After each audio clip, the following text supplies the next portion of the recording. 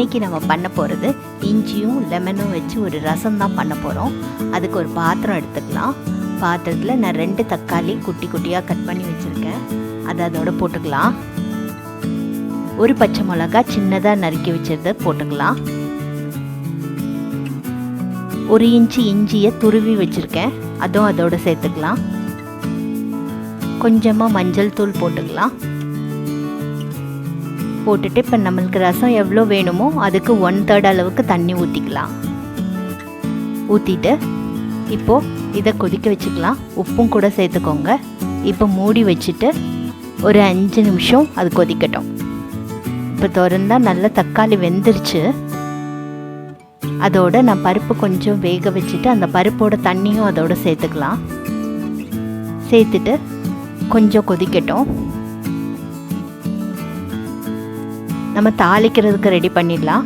இதுக்கு கொஞ்சம் நெய் போட்டுக்கோங்க. கடுகு உளுந்தம் பருப்பு போட்டுக்கலாம். கொஞ்சமாக ஜீரகம் போட்டுக்கலாம். கொஞ்சமாக சில்லி ஃப்ளேக்ஸ் போட்டுக்கலாம். கருவேப்பிலையும் போட்டுட்டு நல்லா வதக்கிட்டு கொஞ்சம் பெருங்காயத்தூளும் போட்டுக்கலாம்.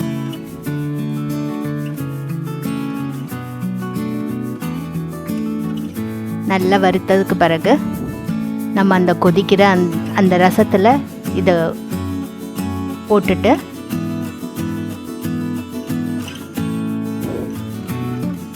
நல்லா கலந்து விட்டுடலாம்.